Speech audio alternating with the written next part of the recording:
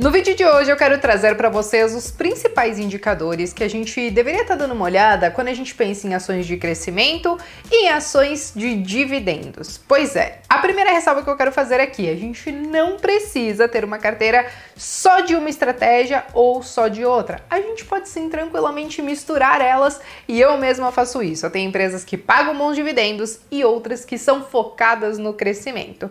Mas para você me acompanhar nessa resenha hoje, eu quero pedir para vocês já se inscreverem aqui no canal do Trademap, deixarem o like de vocês e também me acompanharem até o final do vídeo. E agora sim, vamos lá! Bom, pessoal, é claro que quando a gente fala de empresas de crescimento ou de dividendos, a gente basicamente vai sempre dar uma olhada em quase todos os indicadores possíveis, além de fazer aquela análise qualitativa, entendendo a parte de governança, os projetos da empresa, o produto que ela entrega, o setor que ela está inserido, enfim. A questão é que existem alguns indicadores que podem ter uma importância um pouquinho maior se a gente quiser entender se aquela empresa ela realmente está focada em distribuir bons dividendos ou se ela está muito mais focada em crescimento. E claro, como eu falei para vocês, a gente não pode só se balizar neles, mas a gente pode utilizar eles para tentar fazer um filtro, vamos dizer assim. Para tornar a coisa um pouco mais prática, eu vou falar desses indicadores e também vou mostrar para vocês, só que hoje através do aplicativo versão mobile, né, para a gente entender como pesquisar essas informações. O primeiro ponto, então, que eu quero trazer são justamente daquelas empresas que podem ser consideradas boas pagadoras de dividendos. Então, eu considero que o que a gente tem que estar realmente dando uma olhada é no próprio dividend yield da empresa. Isso porque, né, a gente não pode simplesmente olhar o dividend yield do último ano. Às vezes tem empresas que pagaram bons dividendos no ano que passou, mas quando você olha um histórico de 5, 10 anos, isso não foi recorrente. Então é sempre muito importante a gente olhar um histórico e, claro, ter talvez uma régua para entender o que é um bom dividendo e o que não é. Para quem já leu aquele livro do Décio Bazin, sabe que ele fala em dividendos acima de 6%, principalmente pensando em ganhar da nossa taxa de juros, dos investimentos de renda fixa e claro que eventualmente a gente tem que colocar a própria inflação nessa conta. Então muitas vezes quando a gente encontra dividendos acima disso, 5, 6% ou até mais, a gente pode considerar que essa empresa ela está sim distribuindo bons dividendos, mas como eu falei para vocês, é importante a gente olhar num histórico maior para entender se isso é frequente. Taesa, por exemplo, quando a gente olha a média dos últimos 5 anos, ela tem uma média de distribuição de mais de 10%.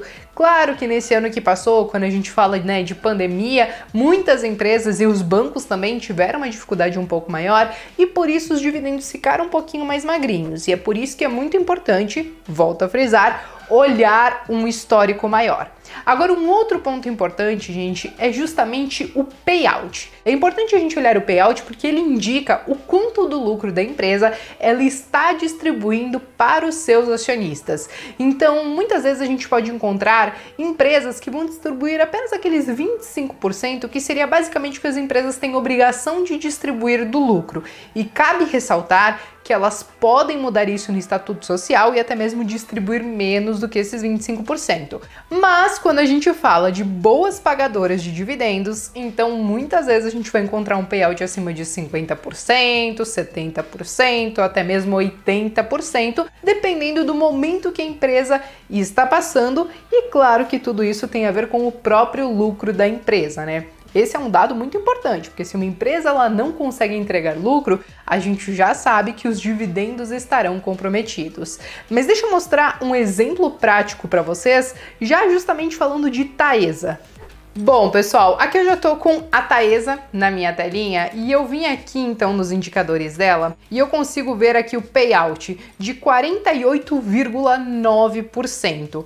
Ela já teve um payout maior. Se eu clicar em cima do indicador, a gente consegue ver um histórico aqui do payout e da data que já foram sim bem maiores em outros períodos, mas como eu falei para vocês, em ano de pandemia a coisa mudou um pouquinho. Quando a gente fala dos próprios dividendos, aqui a gente consegue ver o dividend yield dela dos últimos meses, dos últimos 12 meses, está em 8,10%. Porém, é possível então a gente consultar um histórico um pouquinho maior e entender se a empresa distribuiu dividendos todos os anos e até mesmo entender se esse dividendo tem sido crescente, como é o caso de Taesa. Aqui a gente está vendo o valor total, mas a gente pode ver, por exemplo, o unitário, o quanto Taesa pagou de dividendo para cada período, como vocês estão vendo que eu estou mexendo aqui na tela, beleza?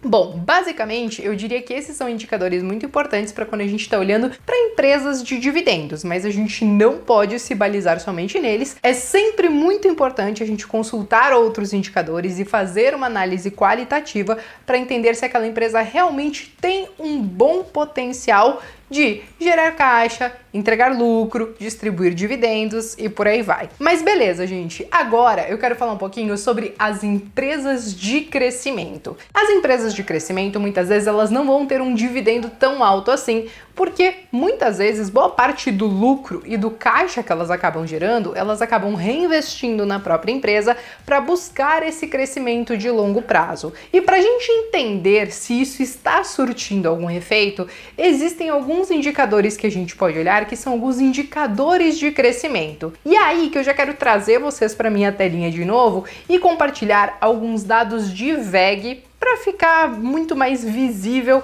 isso que eu quero mostrar para vocês. Bom, pessoal, aqui eu tô com o VEG, então, na minha carteira, e aí eu tô dando uma olhadinha aqui em vários outros indicadores. Para eu chegar no indicador de crescimento, que eu diria que é o KGR, né, que é o crescimento composto dessa empresa, então eu venho aqui para baixo e eu simplesmente vou arrastando para o lado até chegar aqui, ó, crescimento KGR. Esse indicador, ele mostra para mim, claro que de uma maneira relativamente simples, porque ele pega a média dos últimos anos, mas o quanto a empresa cresceu através do lucro líquido, através dos seus ativos, através do EBITDA, ou enfim, vários outros indicadores, como vocês estão vendo aqui na tela. O que eu indico para vocês é sempre olhar esse crescimento médio dos últimos 3 ou 5 anos, de preferência os últimos 5 anos.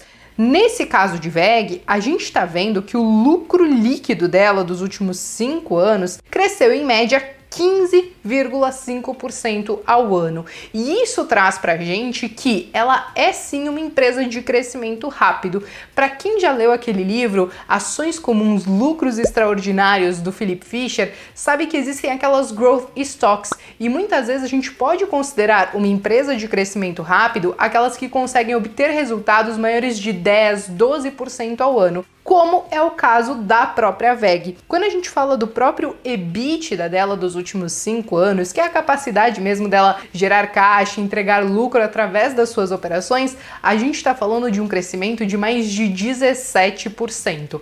Então, quando a gente olha um histórico um pouquinho maior, a gente olha essa média de crescimento, a gente começa a identificar se essa é uma empresa que está crescendo muito rápido ou se talvez ela está crescendo um pouquinho menos, mas talvez está entregando mais dividendos. Só que, claro, aqui cabe uma ponderação sobre o KGR, né? Sobre esse crescimento composto.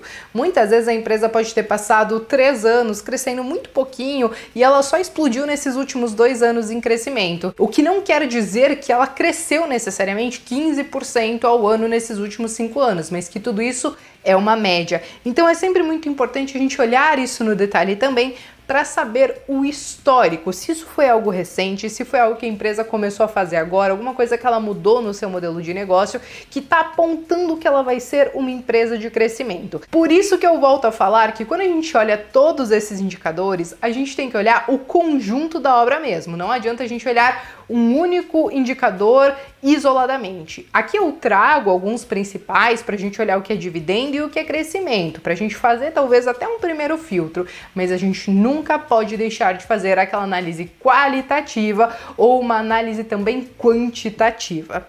Enfim, gente, eu queria trazer para vocês como encontrar esses indicadores, como avaliar esses indicadores, mas agora eu quero contar também com a análise de vocês. Existem alguns outros indicadores que vocês consideram bem importantes e que eu não falei nesse vídeo, tanto para ações de dividendos como as ações de crescimento?